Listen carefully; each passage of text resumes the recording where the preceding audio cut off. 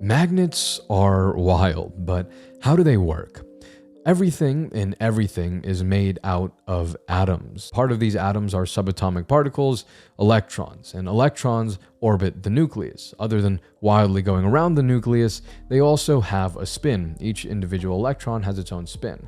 Magnetism occurs when all of these electrons spin in the same direction. This is actually how we make compass needles. We take a magnet, we drag it over a needle, and then that gives it a polarity, which keeps it pointing north. Of course, this is a great oversimplification. Magnetism is an entire field in physics. And this is the intro of a YouTube video about understanding. So what does magnetism have to do with understanding or not understanding things?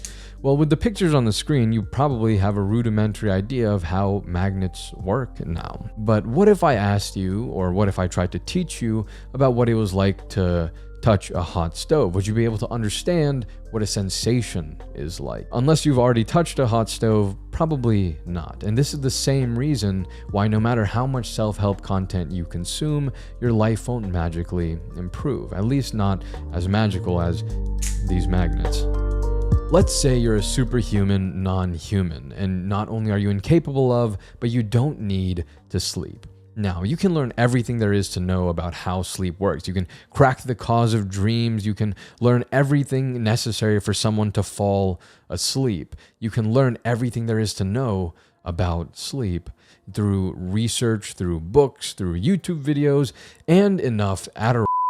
What you wouldn't be able to learn, though, is what it actually feels like to sleep. And the experience of sleep, or the experience of anything at all, is known as qualia. The taste of chocolate, the experience of a sunset, the feeling of when your favorite anime gets a second season. That's qualia. And you can learn information all day. As a student and an educational content creator, I do that, ignoring all the hours I have played on Genshin Impact. What you can't learn, however, is qualia. But don't just take it from me. You ever heard of yogis? Not Yoshi, yogis. They're practitioners of yoga and meditation, often attached to the Indian religion. They've been around for thousands of years, and they're really the original philosophers. They came up with two words that we combined into one: knowledge. Their two words for knowledge were Vidya and Jnana. Vidya is what we would call knowledge. It's objective. It can be written in books. It can be taught. This is what you, as a sleep expert, can learn about. This is what schools attempt, and often fail, to teach. The fundamental characteristic of Vidya is that it's transmissible, meaning that you can learn and or teach it. Jnana is qualia. This is the chocolate, the sunset, the second season of Spy X Family. Very excited to see Yor again. As you may have guessed, unfortunately, Jnana is not transmissible. You can describe what the color purple looks like to a blind person for eternity, but they will never understand. And this is the same problem with self-help. Mike talks about his long-standing fight with addiction in his book, The Fifth Vital, and the stories he shares are wild, but he also shares the moment that turned everything, the moment that he truly decided to quit the drugs.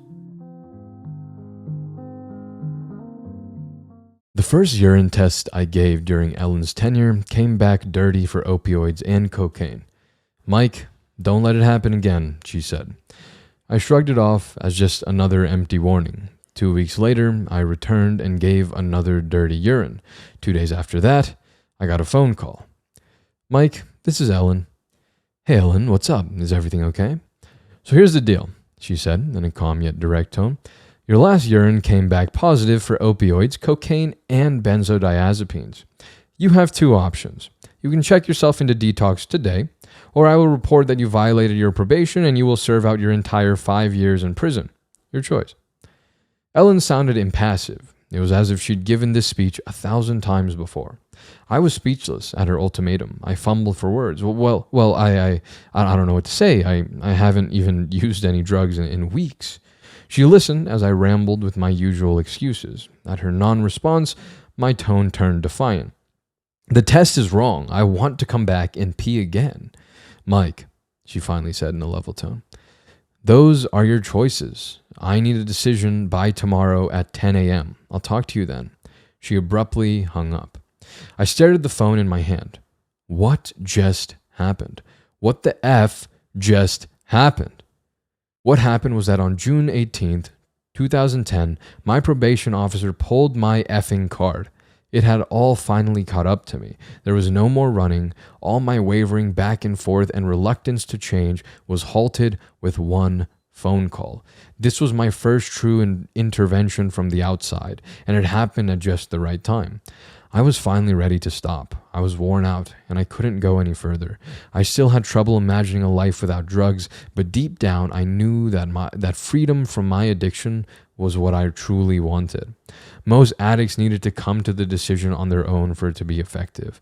I was the rare case who just needed a little extra nudge from someone to activate my desire to stop. And I got it.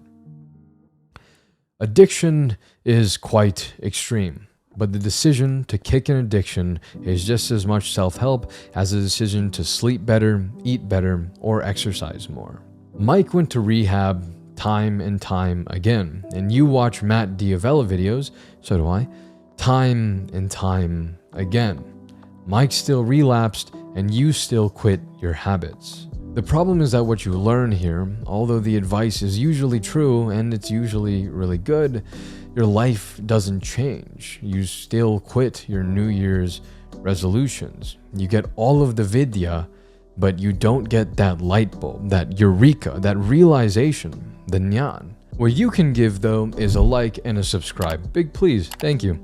Now, I don't want to leave this on some negative note. As you can see from my shelf over there, I read a lot of self-help books, and they're really good books, and I really do enjoy Matt's videos. So there has to be something that we can do to get around this whole understanding thing, right?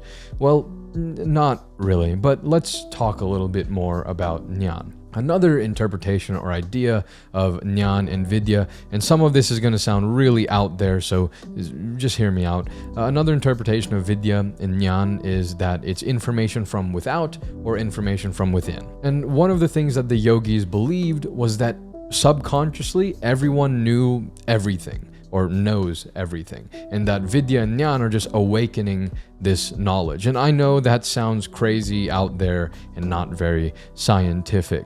However, think about those light bulb moments. You don't have to agree with the philosophy. Honestly, I can't say that I fully do either.